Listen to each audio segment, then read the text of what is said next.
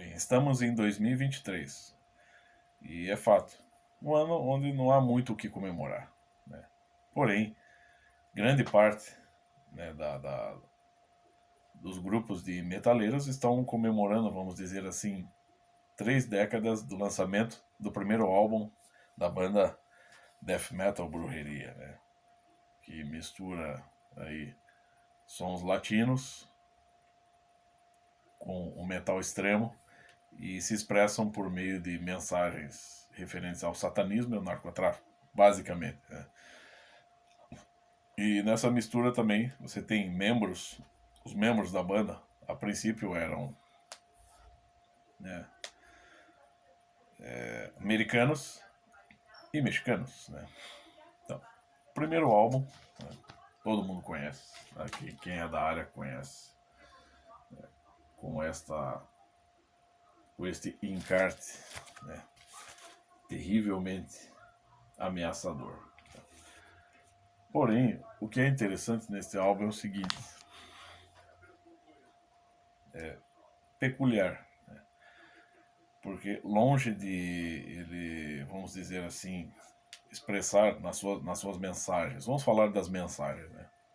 Longe dele expressar a apologia ao satanismo ou às drogas, ao uso de drogas, ao tráfico de drogas, ele basicamente né, ele constitui uma espécie de advertência.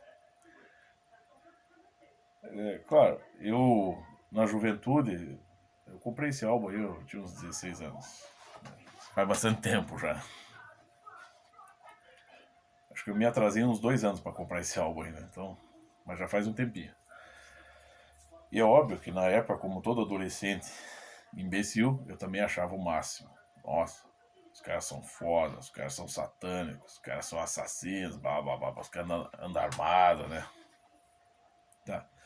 Porém, mais tarde, né, ouvindo novamente, prestando atenção, você percebe o seguinte, que ele pode até, de forma inversa, seguindo aquele, vamos dizer assim, no melhor estilo epístola aos Efésios, de Paulo Apóstolo, né? Quer dizer, é necessário expor as obras estéreis das trevas, né? Ou como Cristo fala nos evangelhos, é preciso que venha o escândalo, entre outras, né? Entre outras chamadas de atenção que estão, por exemplo, na Bíblia e em diversos livros sagrados, né? Vou aqui também evocar o que o próprio Fritjof Schuon fala sobre blasfêmia, né? Em certo sentido, né? Quanto mais se blasfema, mais se louva a Deus. Porém, aqui ainda se acrescenta o dado do, né, entre aspas, apologia às drogas, né?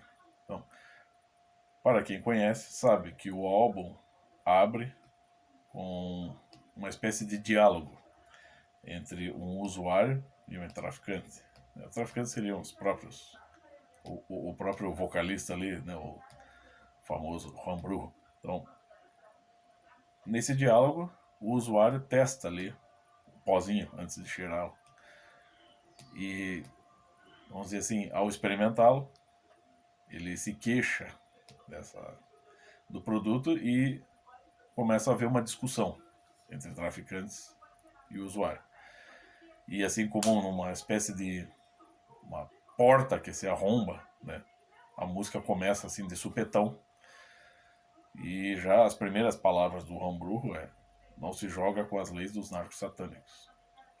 Quando você fala em narcos satânicos, você é meio que uma espécie de pleonasmo, né? Se você está falando de narcotráfico, é óbvio que a coisa não pode estar ligada a nada que seja bom, né? Então, e já a faixa de abertura, então, ela contém essas mensagens, né? O produto que ele vende vem da tenda de Satanás, né? Te faz rico em pouco tempo. Se você se comporta mal, matamos a sua família. O que Satanás te dá, ele pode quitar, né, a qualquer momento por meio de uma morte a sangue frio. né, assim, numa tradução livre.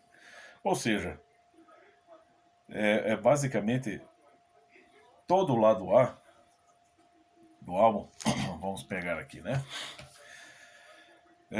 Pura de Venta, Leis, Narcos, Sacrifício, Santa Luzia, Matando Guerreiros, 666, Cruza la Fronteira, Grinhos Loucos, Xingo de Mecos, Narcos Satânicos e Desperado. Bom, o lado A é o seguinte, ele basicamente explicita todo o processo de formação do narcotráfico, né, e o que ele implica. Né. Inclusive, né, ele já... penso eu, essa inversão totalmente radical que eles expressam por meio das mensagens, ela pressupõe exatamente o bem que eles atacam. Então, tá ali narcotráfico, né, corrupção de menores, prostituição, enriquecimento ilícito, assassinato, vício, enfim, todos os tipos de crime. Né? E tudo isso coroado pelo quê? Por quem? Pelo demônio. Né? Então você tem ali, a princípio, a letra que já... A mensagem que, vamos dizer assim, já dá a letra. Ó, é isso, narcotráfico é isso. Em seguida vem sacrifícios. Você tem Santa Luzia, que basicamente faz um resumo da história de Santa Luzia, sem tirar nem pôr e sem necessariamente se colocar contra ela. Né? Porque quando ele canta ali, ele faz o papel do demônio. Né? Santa Luzia, que era os seus olhos, comadre de cegos. Claro, algumas faixas parecem meio desencaixadas. Não seria, vou dizer, talvez um álbum conceitual, não sei. A faixa Matando Guerreiros, a gente já sabe, ela se refere propriamente aos americanos. Os americanos nos Estados Unidos, americanos do norte nos Estados Unidos, né? Matando Guerreiros basicamente seria matando caucasianos. Há pouco tempo atrás, né, essa alusão, Matando Guerreiros, foi muito utilizada para se atacar o Donald Trump. Né? Então, matar caucasianos é matar um sujeito branco. Né? E ali você tem toda uma mensagem diretamente, né, relacionada aos Estados Unidos. Mas em seguida, você tem lá a faixa 666. Faixa 666 é basicamente assim, o que o sujeito precisa fazer para se consagrar como um traficante, como um cara que vai promover, né, o narcotráfico ou o narco-satânico. É assim, o pacto com o demônio. Em seguida vão, cruza lá a fronteira, uma temática toda explicitando o processo de formação do narcotráfico e qual é exatamente, quais são os valores, ou qual seria, né, o que rege o narcotráfico. Seria basicamente os princípios satânicos. Né? O lado 2, fazendo um resumão aqui também, você tem Culeiros, que basicamente descreve um sujeito tendo um surto psicótico. E aí você tem Missas Negras, novamente a consagração da coisa. Xinga tu madre, Verga del Brujo, que mais uma vez, vamos dizer, e de forma um pouco mais profunda, explicita exatamente os jovens mergulhando no vício. De todos os tipos. Molestando ninhos mortos, né? Basicamente, né, basicamente não, explicitamente, necrofilia. Machetazos, Castigo del Brujo e Cristo de la Roca. Então, o lado 2, mais ou menos, ele... Enquanto o lado 1 explicita a formação do narcotráfico, o lado 2 explicita o efeito do narcotráfico na cabecinha das pessoas. Não só dos usuários, né? Mas as suas consequências, entendeu? Só para você xinga tu madre. Uma música assim, apenas instrumental, mas o título da música já diz muito. Mais tarde, mais para frente, você tem Castigo del Brujo, né? Isso é uma relação sádico-masoquista. E fecha com Cristo de la Roca. Ou seja, né, o tal do traficante com o nome de Cristo, que enriquece corrompendo os meninos. Né? Se fez rico com a ajuda das crianças. Né? Então, a coisa é tão radicalmente explícita e tão radicalmente contra tudo o que é bom, né, as mensagens,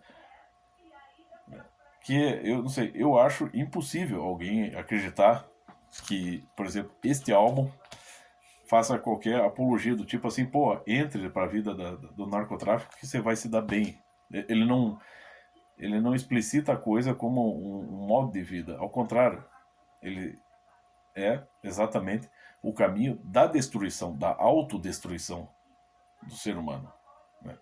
Diferentemente de hoje. Até é interessante evocar aqui também o que foi dito lá no Brasil Paralelo, né? Embora, né, aquele Zé Mané, aquele Zé Ruela daquele Flávio auto-intitulado Morges, seja uma besta quadrada, ali ele falou bem, o que acontecia antes no rock, havia muita, vamos dizer assim, se idealizavam coisas pelas mensagens, coisas que basicamente não ocorreriam, né?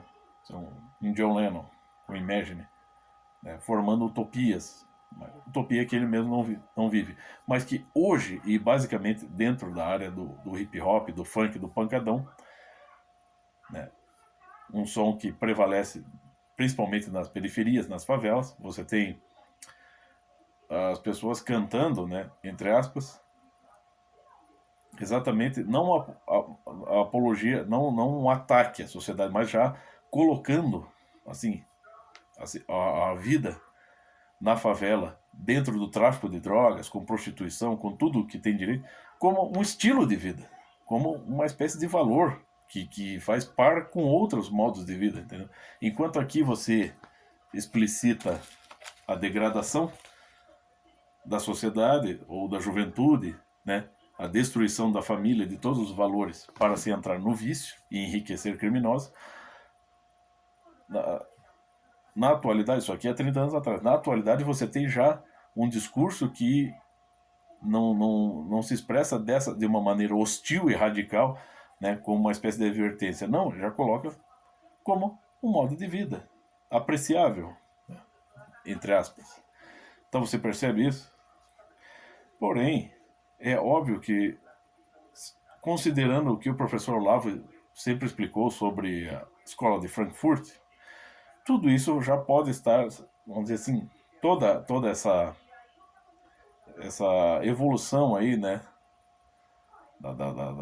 da música moderna, no caso do rock, para uma música mais pesada, um heavy metal, né, a sua radicalização progressiva ao longo das décadas, desde a década de 50 até a década de 90, por exemplo, até chegar de um Elvis, de um Bill Haley até a brujeria, você tem também uma espécie de, vamos dizer assim, desumanização dos sentimentos, vamos dizer. Claro, nessa área, na área da música extrema, do metal.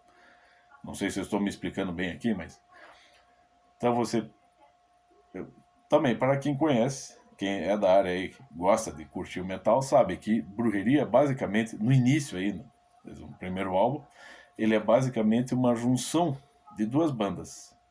Faith No More e Fear Factory, certo? E então muitos músicos, alguns músicos, se não me engano, um ou dois do Faith No More e mais uns três, né, do Fear Factory.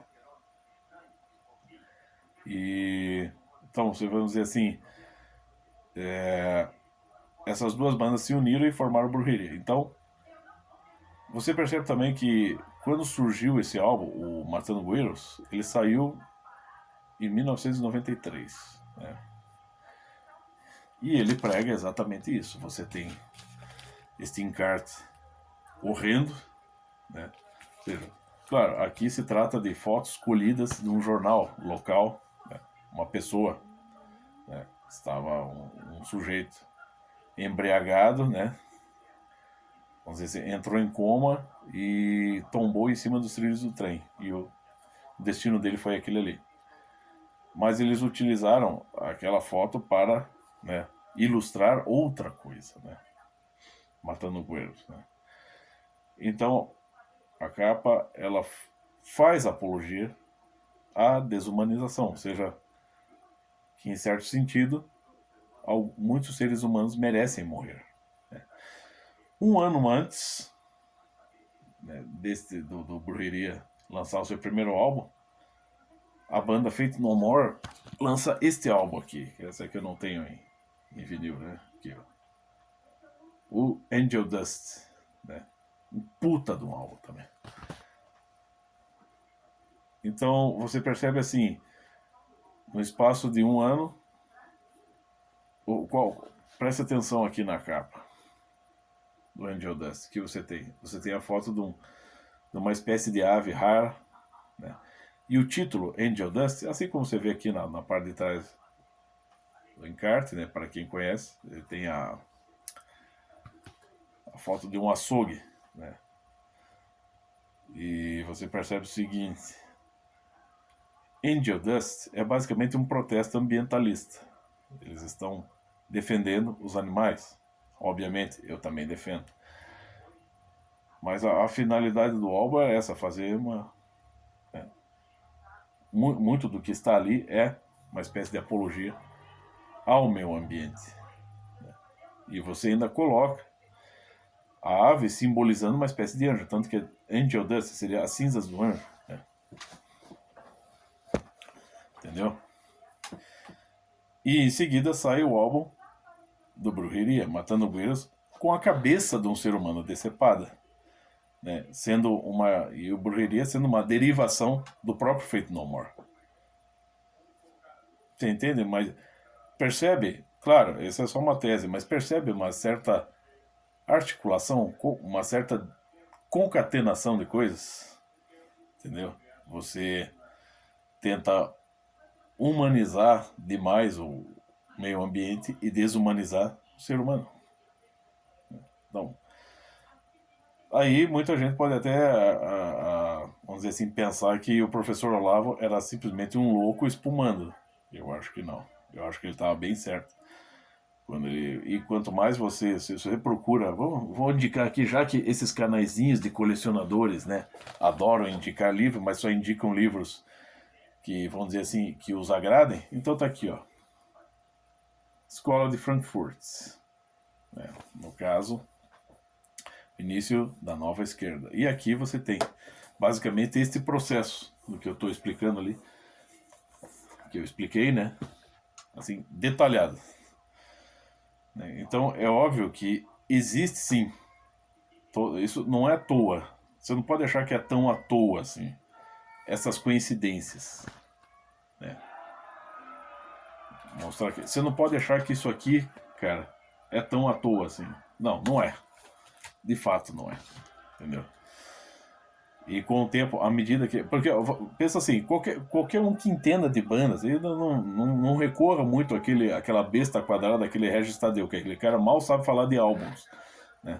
Então, assim, é claro que os artistas, né, você pega aí um Beatles, um Elvis, esses grandes medalhões aí, Led Zeppelin e tal, é claro que o talento deles é que impulsiona a banda para frente, as composições, a capacidade melódica, a capacidade de voz, tudo, né, a inspiração. Porém, quem determina a coisa não são eles.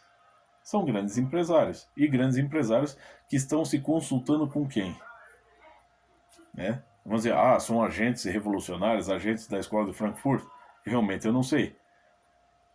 Mas existe sim uma influência de grupos por trás disso que determinam que esses produtos de cultura se expressem dessa maneira, né? Talvez de um modo sutil, para que, neste caso aqui, por exemplo, comparando Faith No More com Brujeria, que basicamente são quase a mesma banda, você tem mais de forma sutil, né, uma insinuação de se sacralizar demais a natureza e desprezar o ser humano. Tá ali, tá na cara. Muito embora, né, como eu disse, retornando à tese inicial, eu creio que este álbum do Brujeria constitua um documento bastante interessante e até importante no sentido de sim, ele explicita todo o processo do narcotráfico, as suas consequências, os seus perigos, né? E a sua base, que é o satanismo. Né? Coisa que hoje em dia se tenta maquiar, né, de todas as maneiras possíveis. Mas também, para fechar, um detalhe interessante. Você tem o programa aquele programeco lá do João Gordo, acho que ele nem faz mais, né? Tal do panelão, panelaço lá, né? Do João Gordo. Um dia, um dos convidados foi exatamente o vocalista aí do Brujeria, né? O Homebrew. John Lepp, né? Se não me engano. Ele estava lá, né? E surpreendeu bastante o Gordão, né? Porque, a princípio, o João Gordo, ele tá aí pregando. Hoje o João Gordo basicamente virou um office boy do PT, não tenha dúvida. Mas ainda assim, há uns 2, 3 anos atrás, né, ele estava ali basicamente só na vibe do, do vegano e do politicamente correto, né? Sem arma, sem nada, né? Tipo assim, o paz e amor em todos os sentidos. E chega o Juan Brujo lá, que, né, ali, ao longo da conversa, deixou claro que basicamente só come carne e que anda armado. E isso assustou o João Gordo, né? Quer dizer, você vê como essa cultura do politicamente correto, essa coisa de maquiar a verdade, maquiar a realidade, você vê como ela acaba, né, em certos momentos, produzindo choques de realidade nas pessoas, né? Então o João Gordo ficou ali meio desconcertado no seu programa por ter que encarar a realidade. É uma pessoa que, né, está ali e que, né, age de forma, vamos dizer, cujos princípios são exatamente o contrário dele, né? Né? E hoje, infelizmente, isso acontece muito. Né? Está cada vez mais intenso isso. Né? Essa coisa do. Vamos pegar aqui na música, de você avançar num processo vamos dizer assim, de forma assim descarada e cínica, propagar a vida dentro do tráfico de droga, na favela, na prostituição, como algo perfeitamente, né, assim, perfeitamente compreensível e até aceitável. Né?